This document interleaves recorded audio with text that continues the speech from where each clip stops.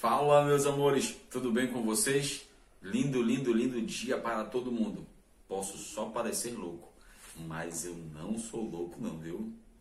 É a forma mais descontraída, mais alegre que eu encontrei de nós interagirmos da melhor forma possível.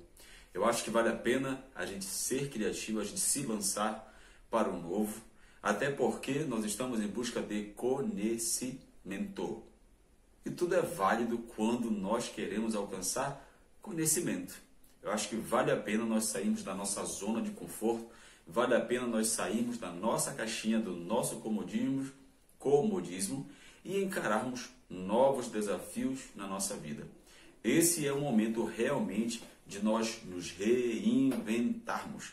Estamos em casa com muito tempo vago para ficar só deitado, só dormindo, só comendo, só assistindo TV, só jogando videogame. Então, nada melhor do que nós usarmos o nosso tempo positivamente. Positivamente que eu falo é buscando conhecimento. E nós iniciamos o nosso período escolar a fim disso, a fim de conhecimentos novos. E é justamente para isso que nós estamos aqui. Hoje nós vamos falar de uma temática que vocês já ouviram falar, mas agora o que nós vamos fazer? Nós vamos apertar o botãozinho do play para que vocês possam relembrar e trazer de volta aí algumas coisas que vocês já conhecem. Hoje nós vamos falar sobre o pensamento filosófico, sobre conhecimento. Vamos lembrar um pouquinho sobre fé, sobre razão. Vamos lembrar um pouquinho sobre Platão, Aristóteles, Sócrates. Coisas que vocês já viram, mas que estão adormecidas aí dentro da cabecinha de vocês. Meus amores, como eu já falei para vocês, nós vamos rever algumas informações que vocês já viram. Vamos apertar aí o nosso botãozinho do play para que vocês possam acompanhar da melhor forma possível os conteúdos que nós vamos trabalhar daqui para frente. E não há como falar do pensamento filosófico, da construção do conhecimento, sem fazermos alguns questionamentos. Mas, professor, qual será? Esqueci. Brincando. Qual será a ideia da construção do nosso pensamento filosófico? Que perguntas e que questionamentos são esses que nós iremos fazer? Agora é com vocês aí em casa. Pensem e questionem, parem para analisar, usem o cérebro de vocês da melhor forma possível, de maneira positiva. Vamos lá, vamos fazer um pequeno esforço aí. Vou lançar aqui algumas perguntinhas para vocês e vocês já vão elaborando os pensamentos, os questionamentos aí na cabeça de vocês. Vamos lá? Vocês aceitam esse convite? Então, beleza. Primeiro questionamento. Por que nós pensamos assim? Por que pensamos como pensamos? Vocês já pararam para pensar isso? Por que nós pensamos da forma que nós pensamos? Uma outra perguntinha para vocês. Seria possível nós pensarmos de outra forma que não fosse dessa forma que nós pensamos? Eita, professor, o senhor está embaralhando a nossa cabeça, hein? O senhor está tornando tudo mais confuso. Não, meus amores, são apenas questionamentos, tá bom? Não é para deixar ninguém maluco, não. São apenas questionamentos. Mas vale a pena aí vocês passarem um tempinho desse aí, matutando aí. Por que nós pensamos dessa forma? Será que nós poderíamos pensar de uma outra forma?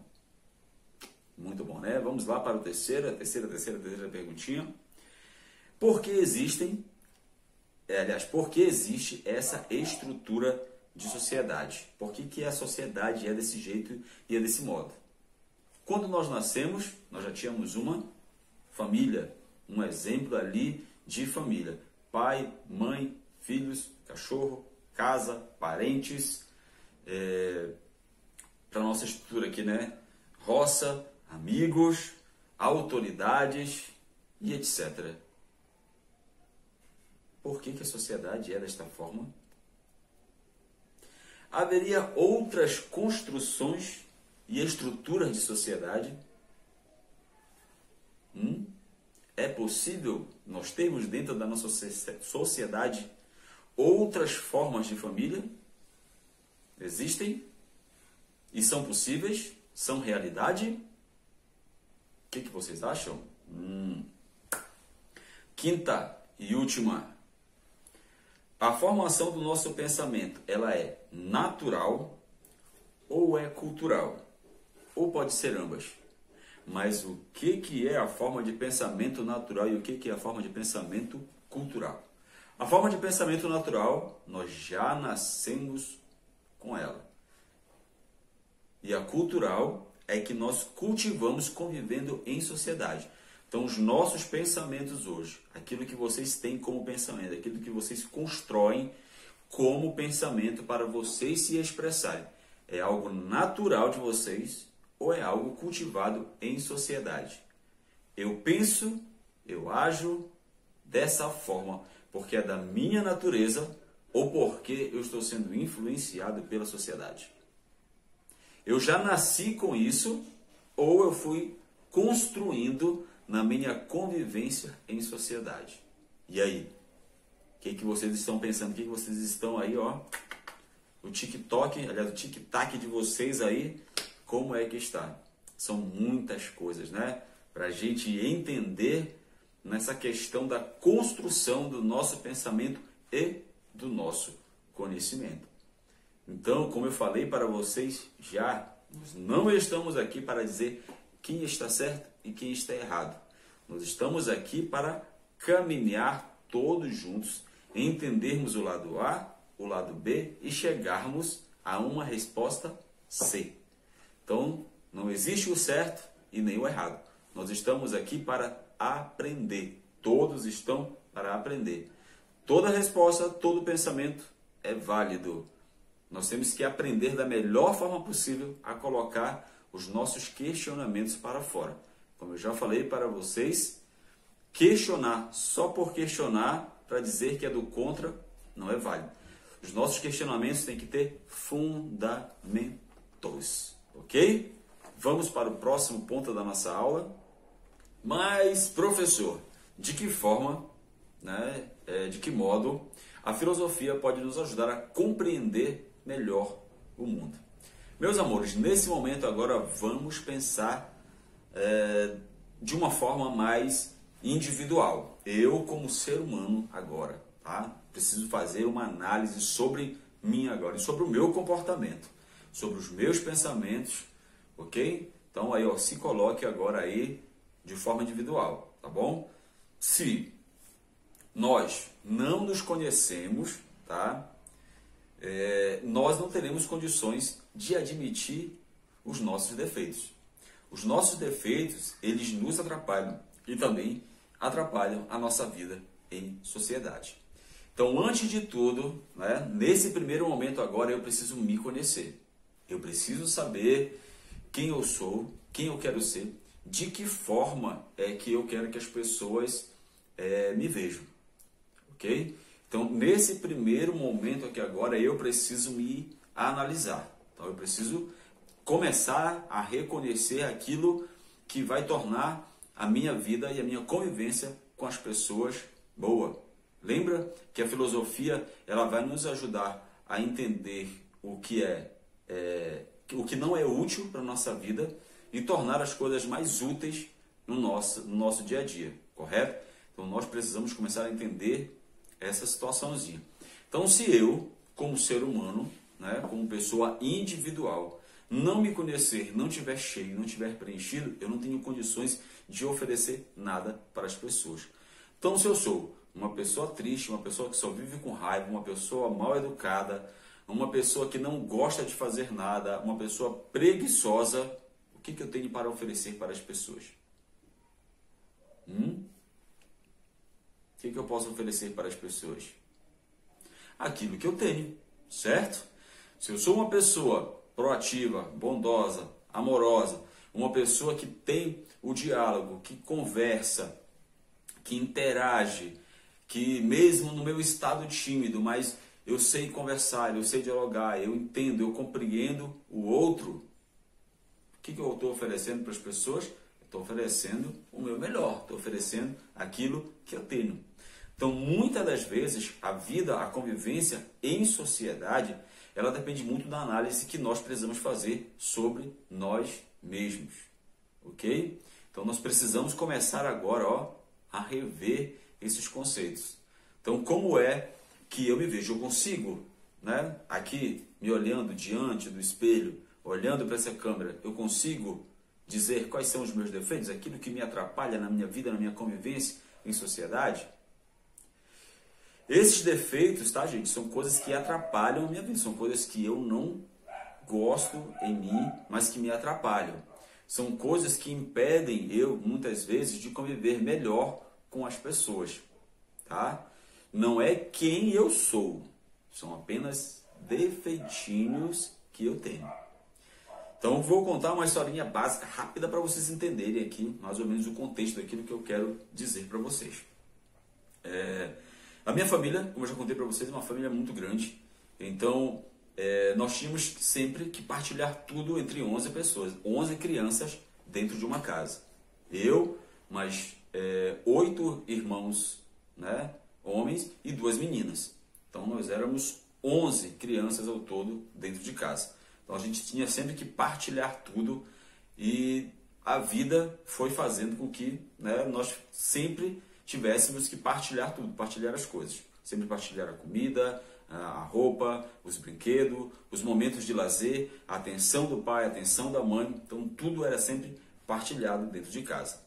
E aí eu fui, né, crescendo, me tornando adolescente, adulto. Quando eu me tornei adulto, que eu me tornei, né, independente financeiramente, de certa forma, eu me tornei uma pessoa muito egoísta. Porque eu já não queria mais partilhar nada, eu queria tudo para mim. E isso começou a atrapalhar a minha vida em sociedade, a minha vida com as pessoas. Então eu era muito egoísta. Então os amigos eu queria só para mim, o amor eu queria só para mim, as coisas do meu trabalho eu queria que fossem feitas somente do meu jeito. Eu não queria partilhar a ideia de outra pessoa comigo, era sempre aquilo que eu queria. Isso acabou atrapalhando muito a minha vida. Então eu precisei fazer essa análise para reconhecer que esse defeitinho aqui, né, estava me atrapalhando na minha vida em sociedade. Ok? Então eu acho que vocês conseguiram entender agora o que eu quis dizer para vocês. Certo? Todo mundo certinho aí? O nosso próximo ponto. Vocês lembram e já devem ter ouvido falar, né, de Sócrates. Uma das, ou talvez a frase mais conhecida de Sócrates é a seguinte: só sei que nada sei. Originalmente no latim, ela se lê da seguinte forma, não sei se eu vou falar corretamente, tá, gente? Mas acompanhem aqui, ó. Ipse se nihil seire id unum isciat. Não sei se vocês entenderam, mas é mais ou menos isso aí.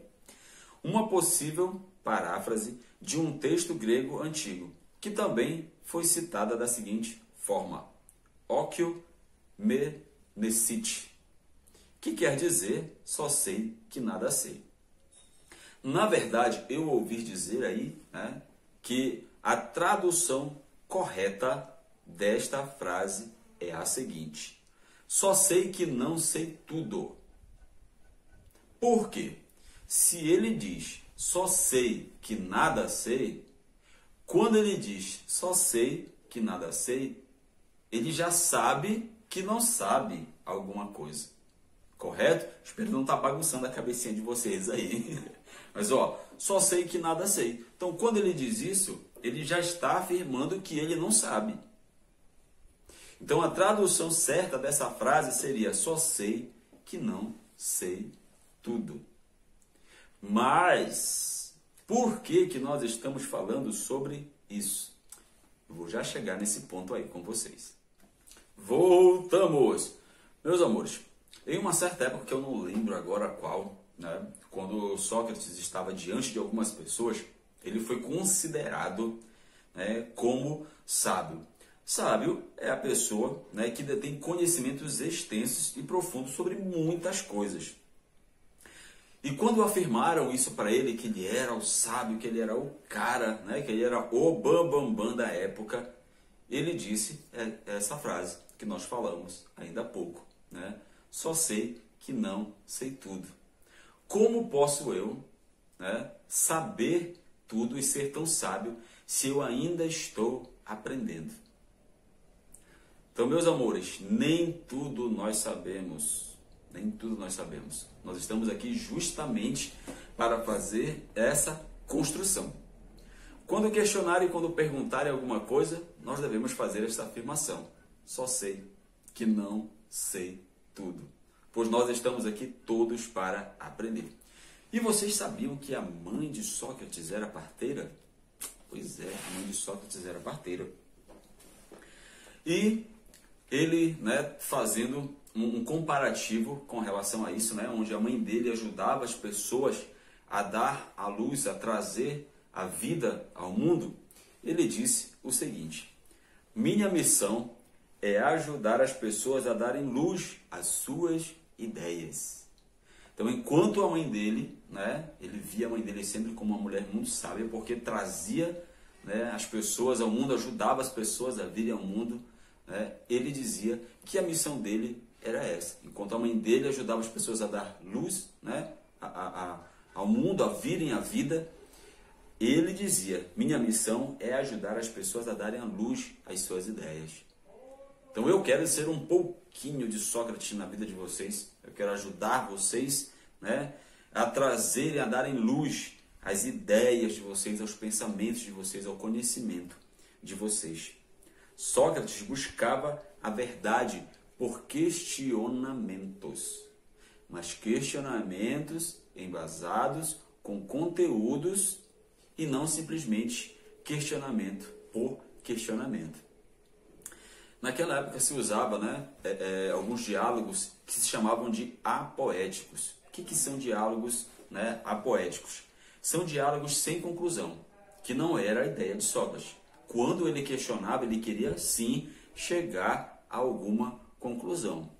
Então, que os nossos questionamentos aqui não sejam apoéticos, não sejam sem conclusão, que elas tenham que chegar sim a uma conclusão. Então, vamos questionar, vamos perguntar. Se nós não estamos entendendo, vamos perguntar, vamos questionar para que nós tenhamos o direito de entender melhor as coisas que estão acontecendo ao nosso redor.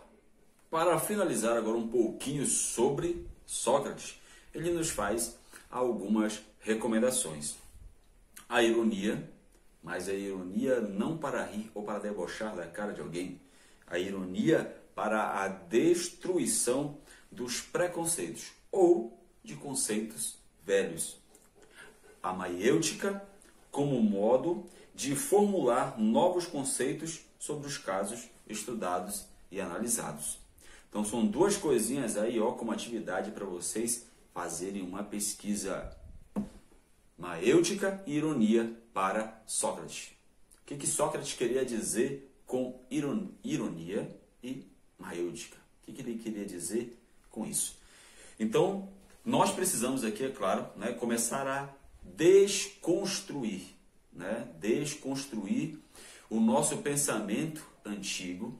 Nós precisamos dar voz e vez àquilo que é novo.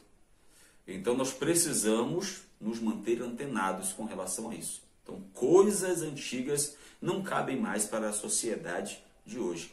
Então, tudo agora aqui é novo, é uma nova oportunidade, é um novo jeito de se viver, um novo jeito de se pensar, um novo jeito de questionar. Então, nós não podemos mais, né, ter conosco, nós que somos, eu que já estou meio velhinho, né, vocês que estão novos aí ainda, mas a gente precisa, né, começar a construir a nossa vida de uma maneira nova, atualizada, tá? Sem muitos preconceitos com relação às situações do dia a dia ou da vida como um todo, né? Vamos formular aí novos conceitos, vamos estudar, vamos analisar, vamos questionar, beleza? Agora nós vamos falar um pouquinho de Aristóteles.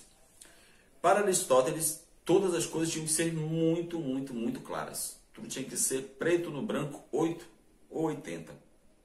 o pensamento, né, de Aristóteles é teleológico, não é teológico, tá? É teleológico, tá? Telos vem da finalidade, né? O propósito é o papel, a função que todas as coisas têm nesse mundo. Então, teleológico vem de telos, né? Que vem dar essa finalidade, o propósito e o papel, a função de todas as coisas nesse mundo. Tudo que existe, né? Tudo que existe no mundo tem um motivo para existir. Então eu tenho um motivo para existir, essa canetinha aqui tem um motivo para existir, esse controle tem, né, um motivo para existir, você também tem um motivo para existir, segundo o pensamento de Aristóteles. Então nada nesse mundo está aqui por acaso, tudo tem uma explicação. Para Aristóteles, a felicidade é viver bem. Nada no mundo foi feito por acaso e nada acontece por acaso. Tudo tem um propósito, a tal da telos, né? Uma finalidade, a busca da realização do bem. Ai, meus amores, um exemplo, né? Vamos pensar aí, ó, como atividade isso aqui para vocês, tá bom? Nós já vamos finalizar a nossa aula, mas tem uma atividade para vocês. Digamos que nós temos um produto, né, para ser vendido. Então nós temos ali o nosso vendedor que se chama Carlos. Carlos é um vendedor, né, ele trabalha em uma empresa de margarinas. Então ele elaborou ali uma propaganda para essa empresa para vender um novo produto de margarina. Digamos que seja uma margarina light, ok? Então ele se preocupou em realmente trazer coisas novas. Porém, os seus patrões são muito conservadores. São da década de 80, da década de 70. São pessoas que não tiveram a oportunidade de obter novos conhecimentos, mas que foram tocando o seu negócio e fazendo ele dar certo da melhor forma possível. Então a inovação para eles não seria muito bem vista. Eles têm uma certa resistência àquilo que é novo. Mas a proposta do nosso vendedor é justamente desmistificar isso. É fazer a venda de um produto de forma nova. Então qual é a forma que ele encontrou? Então, no geral, né, o que nós teríamos no comum? Nós teríamos o pai, a mãe e o filho tomando café. O pai se despede da mãe, da mãe e do filho, pega a sua maleta e vai para o trabalho. Mas na visão do nosso vendedor, o que ele fez? Quem se despede, na verdade, é a mãe. Então, a mãe se despede do pai e do filho e sai para o trabalho. O pai fica em casa com o filho para acompanhar as atividades domésticas, para acompanhar as atividades da escola do filho, enquanto a mãe está trabalhando. Então a mesa está montada ali com aquele belíssimo café da manhã e o produto, a margarina, está ali. Mas o comercial que vai vincular é esse. A mãe se despede do esposo, se despede do filho e sai para trabalhar. No conceito, né, geral, colocando dentro da nossa atualidade, isso é muito o que está acontecendo nos dias de hoje. Então nós estamos trabalhando mais em casa do que fora de casa. Mas nesse caso está o pai trabalhando em casa, cuidando das atividades domésticas, enquanto a mãe está trabalhando na rua. Ok? E aí falaram para ele que os donos são muito preconceituosos, que eles não iriam aceitar isso de forma alguma. Nesse contexto, eles não iriam aceitar. Mas o nosso vendedor acredita que essa é a melhor proposta de vender mais e mais e mais aquele produto. O que o nosso vendedor deve fazer? Abrir mão da sua ideia inovadora. A primeira opção, abrir mão da sua ideia inovadora e não apresentar. Segundo, criar um novo produto que condiga aquilo que os donos da empresa querem. Ou, terceira opção, conversar com os donos da empresa. para que eles entendam a proposta dele. Então nós temos aí três alternativas. Me diga aí, qual alternativa dessas você escolhe e por quê? A opção A, B ou a C? Qual dessas você escolhe? Escreva aí no seu caderno que na próxima aula nós vamos falar sobre isso. Meus amores, eu vou ficando por aqui. Espero que vocês tenham gostado desse meu jeitinho meio louco. E a gente se vê na próxima aula. Ó. Um beijão para vocês.